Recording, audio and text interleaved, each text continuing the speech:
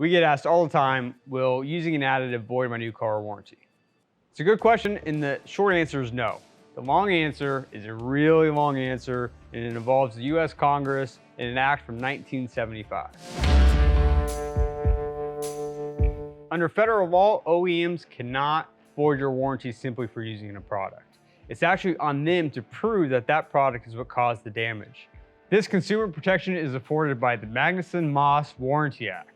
The Magnuson-Moss Warranty Act, passed by Congress in 1975, protects consumers from manufacturers who use unfair or misleading warranty disclaimers. To ensure compliance with the Act, manufacturers must use clear language and complete information to provide consumers with detailed information about warranty coverage. This means an automobile manufacturer cannot void your warranty for using fuel or oil additives unless they prove actual damage was caused to the vehicle due to those products. In gasoline engines, it could cost $500,000 to perform those tests. In a diesel engine, it can be as much as $1.5 million. So go ahead, you can be comfortable using any of our Hot Shot Secret additives, knowing it will not void your warranty.